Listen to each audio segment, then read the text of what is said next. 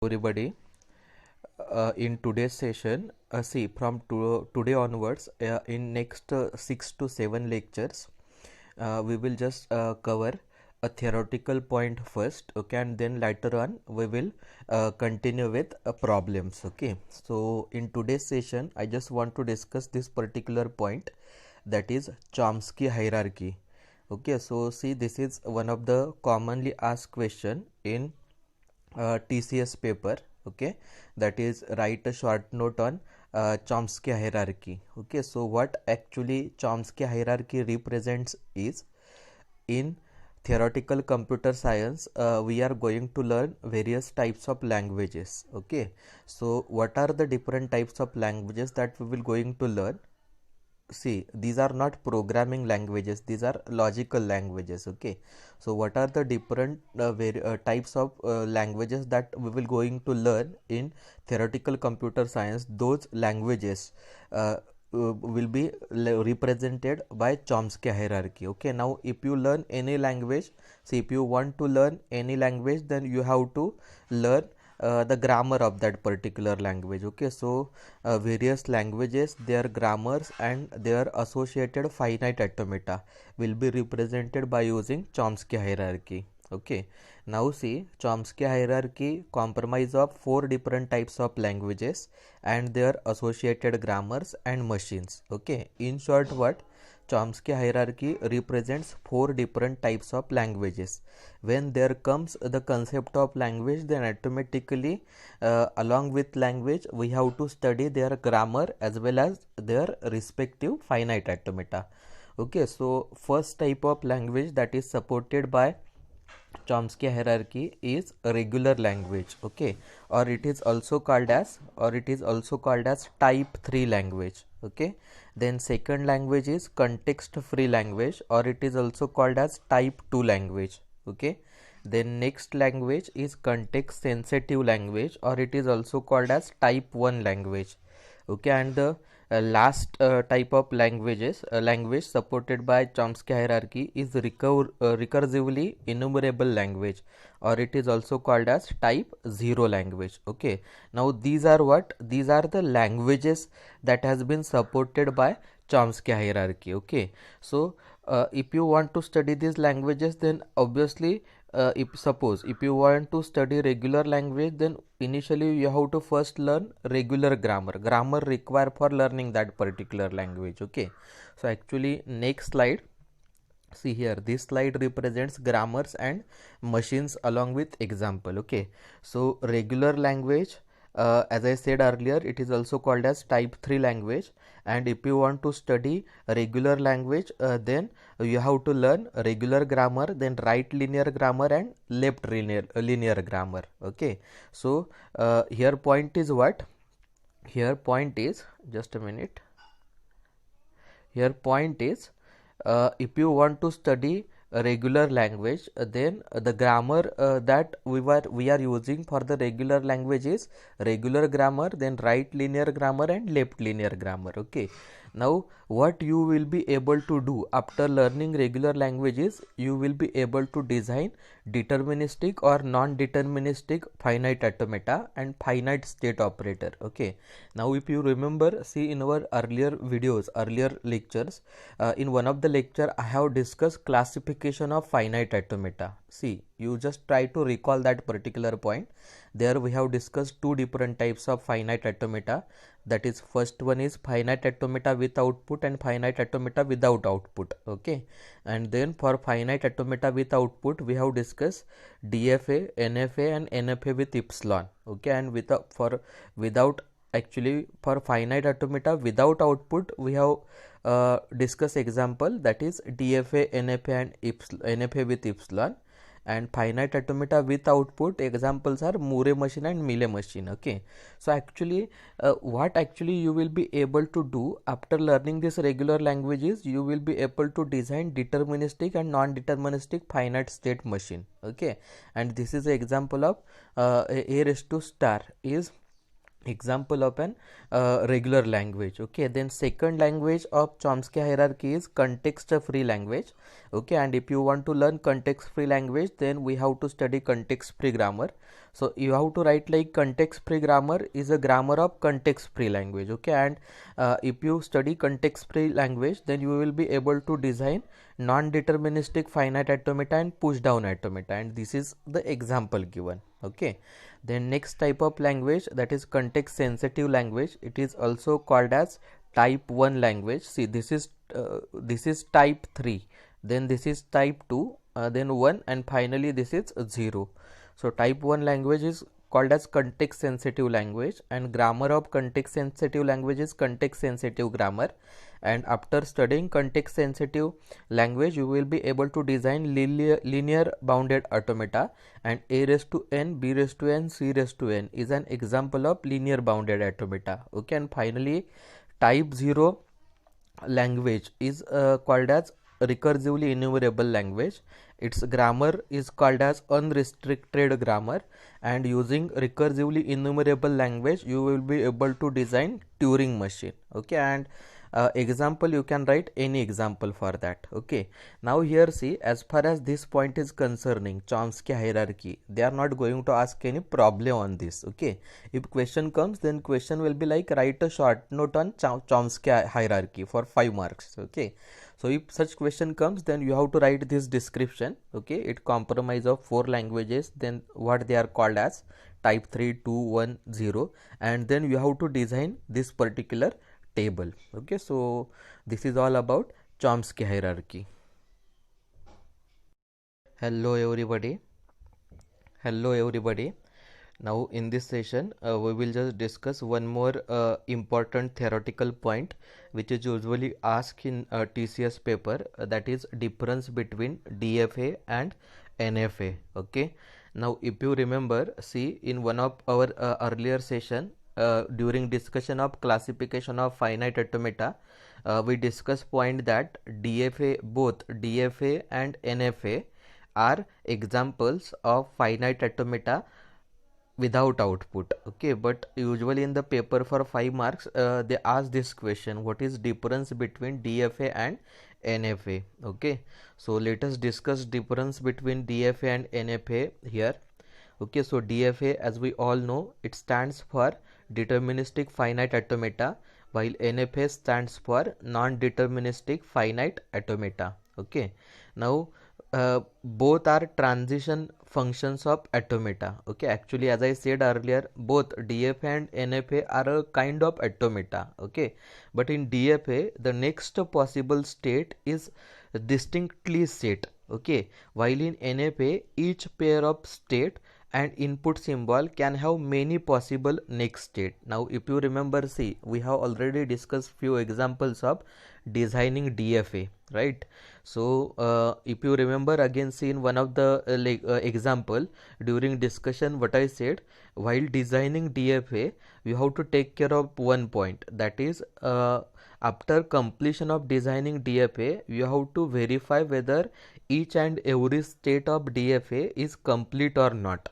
Okay, and how to check it, that particular point again we have already discussed with the help of example in our earlier session. Okay, so from every state, for every input, there must have an unique next state in case of DFA, but in case of NFA, from every state, for every input, there may have more than one state. So this is second difference. Okay, then next one is, see, NFA can use empty string transition, while DFA cannot use empty string transition. So empty string, as I said earlier, empty string is denoted by using epsilon.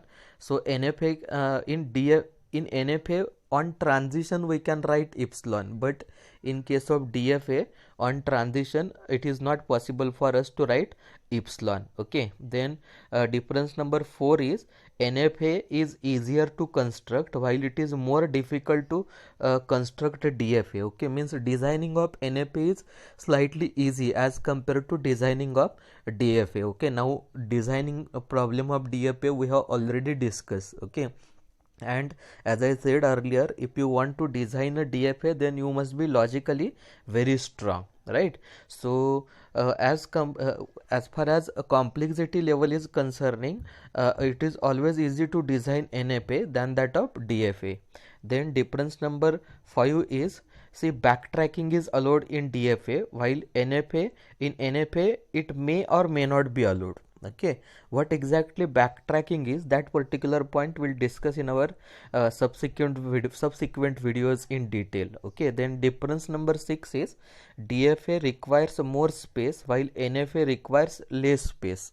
What is meaning of this particular statement is, see, for single problem, if you design DFA as well as NFA, I just want to give you meaning of difference number 6. Okay, suppose you have given some language and you ask to design both DFA as well as NFA for that language. Okay, so after designing of DFA and NFA, you will find that the number of states present in the DFA are more than that of the number of state present in the NFA. Okay, so though in case of DFA number of states are more, DFA require more space than that of NFA. Okay, then difference number 7 is, while DFA can be understood as one machine and a DFA machine can be constructed for every input and output. Okay, so again similar kind of point is repeated here. In case of DFA from single state, what is meaning of this difference number 7 is, in case of DFA for from single state, there must have an path for every input, that is compulsion, but that type of compulsion is not there in case of NFA. Okay, and point number 7 is, NFA can be understood as several little machine that computer together, and there is no possibility of constructing an NFA machine for every input and output. Okay, its meaning is what? See, as far as NFA is concerning, NFA, it's not possible for us to design NFA for all kinds of problem, okay, only for few problems. Hello everybody.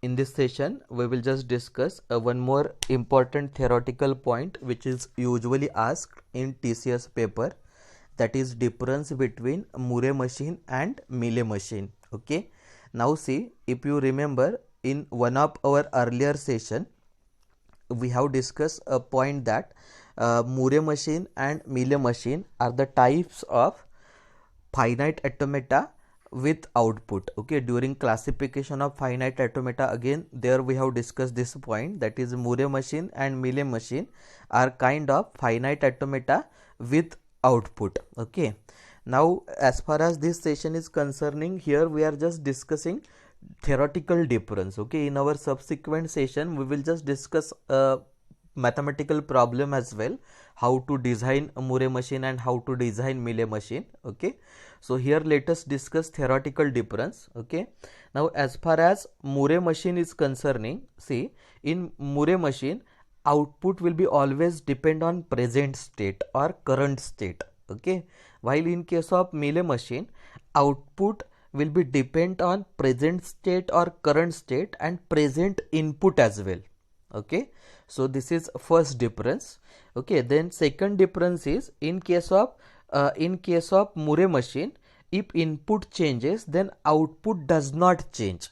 Okay, while in case of Mealy machine, if input changes then output will also get changed. Okay, then the next difference number 3 is, in case of Murray machine more number of states are required, while in case of Mealy machine less number of states are required. Okay, then difference number 4 is, there is less hardware requirement for circuit implementation in case of Murray machine, while in case of Mealy machine there is a more hardware requirement, okay, for circuit implementation. Okay, what is meaning of this particular statement is, see, generally after designing Murray machine and Mealy machine, what we are doing is, we are trying to design hardware which is based on respective Murray machine and Mealy machine. Okay, now if you design hardware which is based on Murray machine, then their hardware requirement will be less as compared to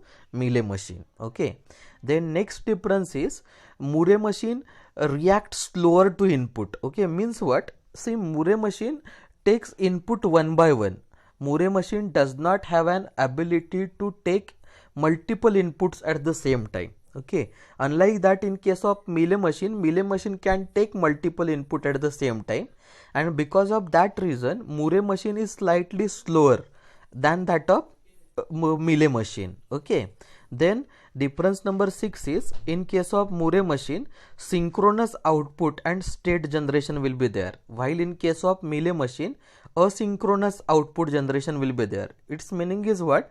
In case of Moore machine, there will be sequential implementation done, while in case of Mealy machine, asynchronous means sequential implementation will not be there in case of Mealy machine. Okay, and final difference is, see, Moore machines are easy to design as compared to Mealy machine. So on other hand, Mealy machines are difficult to design as compared to Moore machine. Okay, so this is all about difference between Moore machine and Mealy machine. Hello everybody.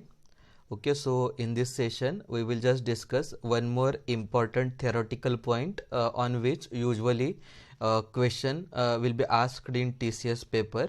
Okay, that is the applications of various automata. Okay, now see, as I said earlier, in throughout this syllabus we have to discuss various types of automata. Okay, so if you remember, in our earlier session we have discussed examples of finite automata. Okay, so just like that we have to discuss push down automata as well, then linear bounded automata, and also Turing machine. Okay, so here see, finite automata, push down automata, linear bounded automata, and Turing machines, these are examples of various automatas. Okay, now how they ask question in the paper is, write applications of finite automata, or sometime question will be like, write applications of push down automata. Similarly, they may ask question on linear bounded automata as well as Turing machine applications. Okay, so here we will just discuss applications of every automata in a short. Okay, so see, weightage of this particular question will be only 5 marks. Okay, so theoretically 4 to 5 points we have to mention in the answer. Okay, so let us discuss applications of finite automata. Okay, so where finite automata can be used, it can be used for designing of lexical analysis of compiler. Okay, in your same 6 you are having one subject, that is system programming and compiler construction. Okay, so their lexical analysis is one step that you need to perform if you want to design your own compiler. Okay, so for performing that lexical analysis, finite automata can be useful. Okay, then finite automata can also be used for recognizing the pattern using regular expression. Okay, so what exactly regular expression is, we will discuss in detail in our subsequent videos. Okay, but if you want to identify specific type of pattern, means whether your string contain only 2 B's in it or not, or only 2 A's in it or not, or whether your string is start with A or not, or whether your string is end with B or not. So if you want to identify such types of pattern, then for that purpose we can use finite automata. Okay, so finite automata can also be used for designing of the combination and sequential circuit using Mealy and Moore machine. Okay, so in case of electronics also, for designing of combination and sequential circuit, finite automata can be used. So it can also be used in some text editors. Okay, and it can also be used for the implementation of spell checkers. Okay, so grammatically while typing, if you make any mistake, then see, we are quite familiar with this application. It will give us automatic suggestions. Okay, spelling mistake suggestion. So to implement that particular task also, finite automata can be useful. Okay, now we will just discuss applications of push down automata. This is different type of automata. Okay, so where push down automata can be used, it can be used for designing the parsing phase of compiler. Okay, means what? See, as I said earlier, during compiler construction, means if you want to design your own compiler, then for that designing, you have to perform various steps, where first step is lexical analysis that can be performed by using, that can be implemented by using finite automata, while second step is syntax analysis that can be done by using push down automata. Okay, now push down automata can also be used for the implementation of some stack applications. I hope you all are quite familiar with the concept of stack. In data structure you have studied it in detail. Okay, so for implementation of various stack applications also push down automata can be used. Okay, then next is for evaluating the arithmetic expressions. If you want to solve some arithmetic expressions, suppose single expression contain multiple operations in it, like addition, subtraction, multiplication, division, okay, modulus, and if single expression contains all such operations, then to solve such types of expressions push down automata can also be used. Okay, and push down automata can also be used to solve Tower of Hanoi problem. Okay, now I am not going in detail in Tower of Hanoi problem because you have already studied it in detail in data structure in semester 3. Okay, so if you want to solve Tower of Hanoi problem, then push down automata can also be used. Okay, then next type of automata is linear bounded automata. Okay, so what are applications of linear bounded automata? It can be used for genetic programming. Okay, it can be used for genetic programming, or it can also be used for constructing syntactic parse tree for semantic analysis of the compiler. Again, now this is a third step that you have to implement if you want to design your own compiler. Okay, that is syntactic parse tree. You have to design, you have to construct a syntactic parse tree if you want to design your own compiler, and for designing that, for constructing that, you may require to use linear bounded automata. Okay, so as far as linear bounded automata is concerning, only two applications are there, that is it can be used in genetic programming, otherwise it is used for constructing syntactic parse trees. Okay, and the last type of automata that we will discuss in this particular subject, that is Turing machine. And what are applications of Turing machine? Turing machine can be used for solving any recursively enumerable problems. Okay, what exactly recursively enumerable problem is, that particular point we'll discuss in detail in our subsequent videos. Okay, so Turing machine can also be used for understanding complexity theory. Okay, it can also be used for implementation of neural network. Okay, so it is can also be used for robotics application, and sometime it may also used in artificial intelligence. Okay, so these are some advanced advanced and recent developments in the field of computer science. So it may be artificial intelligence or robotic application or neural network. Okay, so in those areas Turing machine can be used. Okay, now as far as this point is concerning, as I said earlier, again if question comes, then question will be like theoretical question, write application of any one of these automata. Okay, so that's why here we have discussed application of all four possible automatas that we will discuss in this particular subject. Okay, so that's all for this session. Stay tuned for further updates. Thank you. Hello everybody. Here we will just discuss one more important theoretical point on which short note is usually asked in TCS paper, that is Rice theorem. Rice theorem. Okay, now see, usually this Rice theorem is used in association with Turing machine. Okay, and Turing machine is one kind of finite automata. Okay, now see, according to this particular Rice theorem, every non-trivial, or it is also called as functional property about program is undecidable. What is meaning of this particular statement is, see, in one of my earlier session I have already told you that it's not possible for us to design Turing machine for every kind of languages.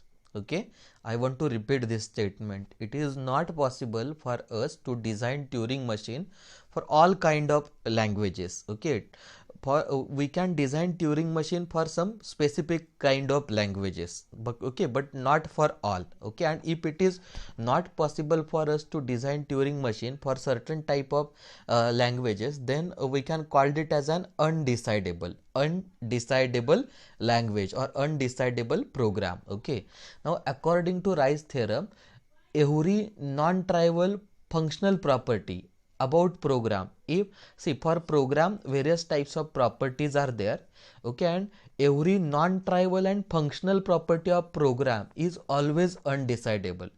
Means if for program or for language there exists a non-trivial functional property, then we can say that that particular program or that particular language is undecidable. Okay, now actually see, this Rice theorem is very powerful and useful theorem. Actually in the answer you have to compulsory write this particular statement.